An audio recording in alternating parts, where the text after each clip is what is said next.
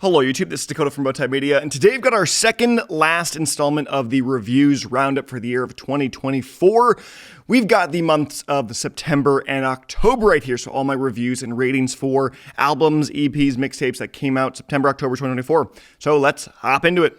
We've got Dr. Ushūu with Beyond the Stars. The Doctor split things right down the middle with this 4-track EP of abusive relationship song titles. A couple of fun tracks, a couple of duds, just a purely Dr. Ushūu style EP. And I'll give this a Bowtied 6 out of 10. Then we got Fred Again with 10 Days. Even though this is the same old song and dance from Fred Again with just a messy album composition, the real tracks are individually quite great. So I'll give this a Bowtied 7. Then we've got NERO Into the Unknown, a very solid return from a beloved group as NERO tackles as much of that same sound design they left off from back in 2015. But rather than going for a brand new style, NERO has opted for a safer, more managing of expectations kind of record, keeping things pretty low-key while still hitting all those classic NERO marks. I'm hoping that this was played a little bit safer so that they can explore new territory with their next record, but that's just me. This is a Bowtied 7. Then we got STARSIGNS with Fire Signs, a quick 3-track EP of nostalgic-sounding progressive house that turns the corner at the end, going for a more modern trance approach with the final track. It's a neat package of tunes, and I'll give it a Bowtied 7. Then we've got Hairitage with Negatives. Pleasantly surprised with what we got from Hairitage's debut record. A good mixture of dubstep and bass house production. Negatives does remain very true to Hairitage's core style and tone. I'll give this a Bowtied 7. Then we got Hayden James with We Could Be Love. As generic house gets, I don't think that's necessarily a super bad thing, as I prefer this kind of commercial numbness over a majority of current radio hits. I'll give this a Bowtied 5. We've got MARAUDA with Old Guard. We're kind of back. After years of getting the same old repackaged song time and time again, MARAUDA finally woke up, it seems, and it's finally not that half bad. The project as a whole still struggles with mixed quality and repetition, but is a vast improvement over his former projects, and this is a Bowtied 5. Then we got Matt Zo with ZOCASE. While this EP is only 3 tracks long, it stretches those out to a total runtime of just under 30 minutes, and I love it. Each track is essentially its own epic with winding song structures and brilliant sound design. This is a Bowtied 8. Then we got Jason Ross with Divergence. I compliment Jason Ross for adding various genres to this EP, as I think he did a great job of balancing each track's overall sound to make it a cohesive overall EP. It just feels like a majority of the tracks have unfinished ideas and generic production. I'll give this a Bowtied 6. Then we've got ARTY with Favorite Sound. ARTY very clearly doesn't understand how to build an album track list. Holistically, the production on this thing isn't anything special within the festival progressive house landscape, and oftentimes finds itself struggling to even sound decent. And when you consider that there are 2 songs repeated twice on this record, it's a really tough sell and a clear indication that ARTY is trying to ride the wave of his most successful tunes and doesn't really know how to do anything other than that. This is a Bowtied 3. Then we've got INFEKT with Back to Back. There are times I tell myself, maybe I'm finally understanding this kind of rhythm thing. And then others where I go, nah, I still hate how this sounds. And I'm constantly being thrown between the two with this EP. I genuinely do not understand how people love this EP so much. It just sounds like generic rhythm slop to me. This is a Bowtied 4. Then we got Jamie XX with In Waves. Jamie XX is the embodiment of quality over quantity. It was surely worth the wait with this LP. This record is slower and it has a bit more of a moodier aesthetic to it, while still keeping his signature sound very much at the forefront. The singles were all absolutely stellar, while the non-singles act more as supporting cast members. Top to bottom, bliss the whole way through though, and this is a Bowtied 8. Then we got Louis the Child with The Sun Comes Up. Comparatively to their debut record, this one is a lot more EDM-y and with less emphasis on hit singles. And I would very honestly prefer it be that way, but I found that a majority of these tracks were middle-of-the-road, kind of good Louis the Child tracks and nothing more. Yeah, it's a generally enjoyable, easily danceable record that doesn't really take itself too seriously, but I know that they can deliver a lot more than this. I'll give this a Bowtied 6. Then we got Shallou with 24 Summer, a fine collection of Shallou tracks that feels like quintessential Shallou and nothing more than that. Bowtied 6.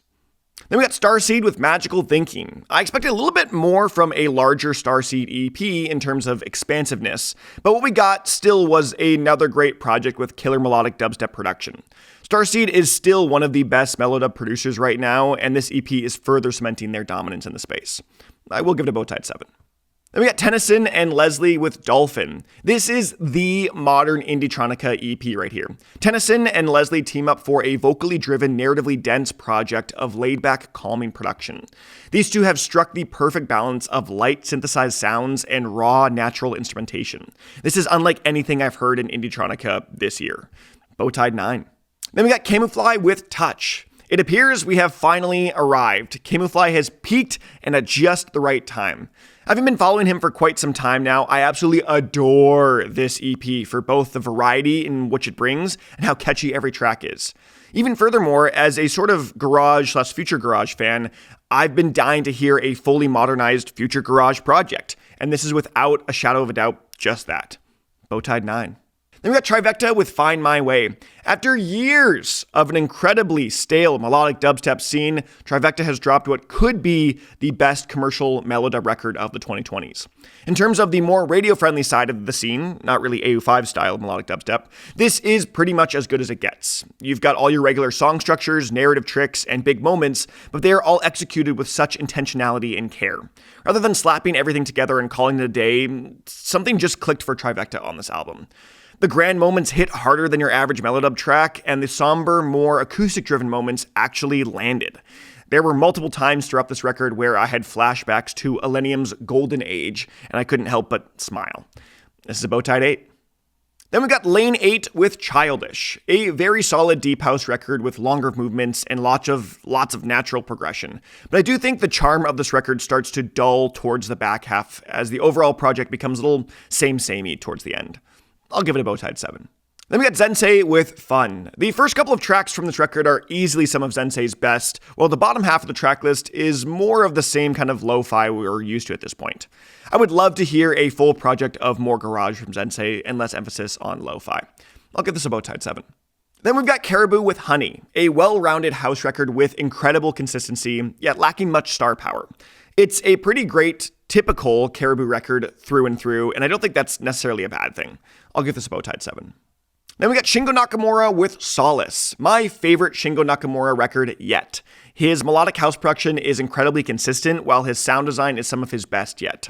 I would say it's still fairly tame within the grand scheme of house music, but as a relaxing, laid-back record, this thing is fantastic. I'll give it a Bowtied 7.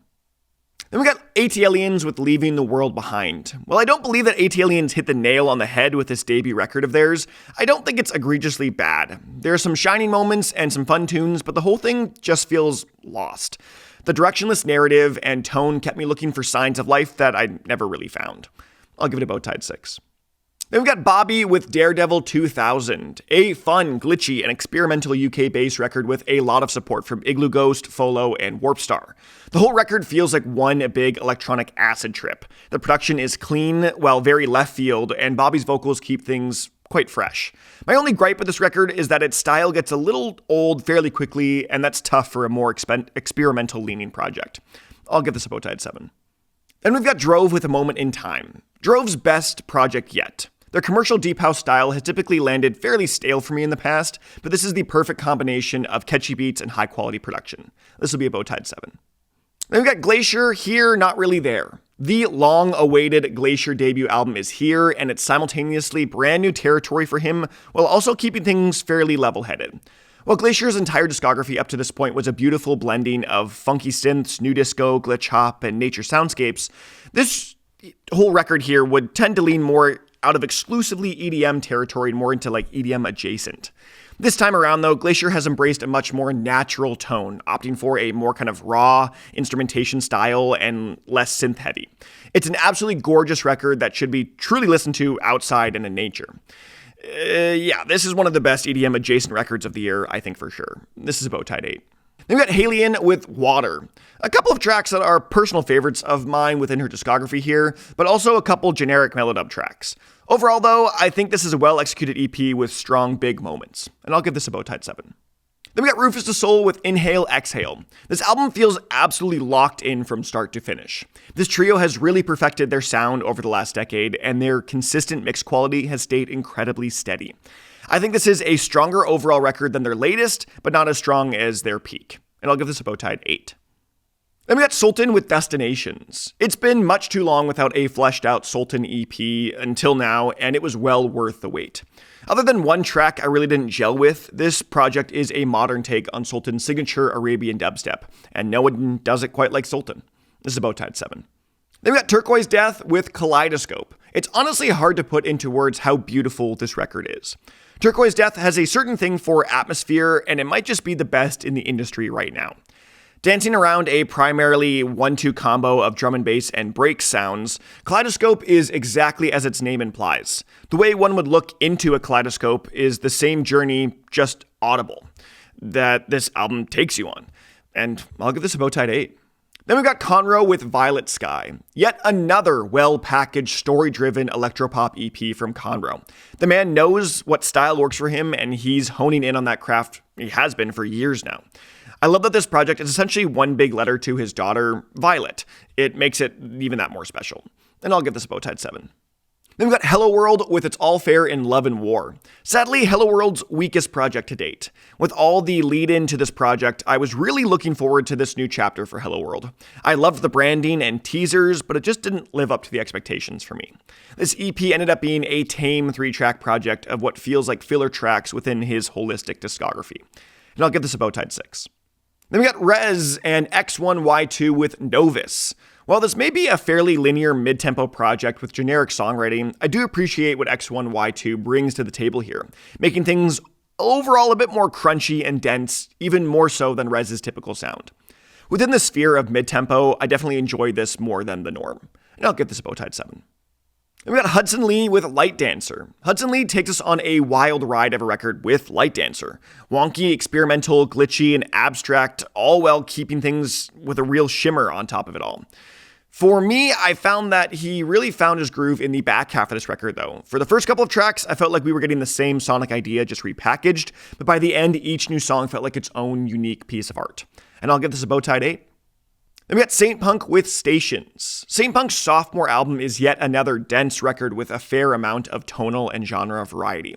Primarily residing within that bass house sound, Saint Punk brings us through 14 stations, each with their own narrative and energy.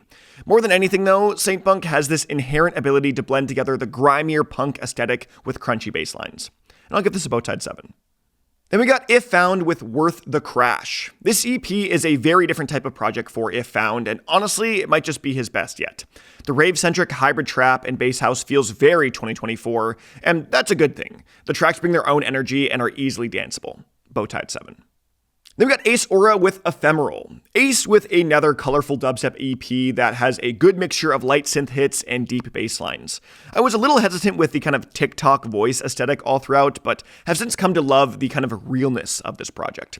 As a complete package, I think this is Ace Aura's best project to date, and this is a Bowtied 7. Then we got Liam Thomas with Equals, another great melodic house, atmospheric downtempo EP from Liam Thomas. Not doing anything too crazy, but keeping things nice and serene the whole way through. Bowtied 7. Then we got Ghost Data with Garden of Eyes. At just under 90 minutes in length, Garden of Eyes is a long record of primarily dubstep and mid-tempo tracks. While there are absolutely some shining moments on this record, I found a majority to be fairly by-the-books dubstep production, with the mid-tempo tracks being most of the highlights for me. Even with these 7+ minute tracks at the end, they don't do much to justify their length. More than anything, this album is just too jam-packed and not as focused as I would have liked it to be. Bowtied 6. Then we got San Holo with What Is Life. I hate to say it, but I think San Holo is starting to lose his touch. Other than a couple of really solid tracks, a majority of this EP is some of San Holo's most generic, standard, nothing creatively new tunes to date. He's still maintaining his signature narratively uplifting tone, but the production of those tracks over the years is becoming more and more stale, I find. This is Bowtied 6. Then we got Andrew Bayer and Oliver Smith with Be Kind Rewind. What a team up from Andrew and Oliver. This 4-track EP is packed with high quality trance hits that will easily get your body up and moving. This project has incredible consistent quality and its tone stays true the whole time. I'll give this a Bowtied 8. Then we got Avance with I Saw the Screen Bleed. This dark, moody, minimalistic rhythm is starting to become a genre trope that people need to start kicking, at least in my opinion. But regardless, I think Avance's sound design and mixing were pretty fantastic. I just primarily struggled with the songwriting and lack of any real X factor to differentiate itself from the slew of other records like it. I'll give this a Bowtied 5. Then we got Elderbrook with Another Touch. Elderbrook very clearly took inspiration from Fred again with this latest project. In tone and atmosphere, Another Touch is very reminiscent of the modern house sound with simple beats and minimalistic production. This is a Bowtied 7. Then we've got Culprit with Normal. Culprit manages to find a brilliant balance between wonky, intelligent dance music and the intense side of bass music as a whole. This project is aggressive, yet just approachable enough for a more commercial-leaning listener to not feel like this is too far outside of their comfort level. I'll give this a Bowtied 8. Okay, we've got one left to go. One more reviews roundup after this until we get into all of the year-end review stuff, so stick around for that, and I will see you guys in another video.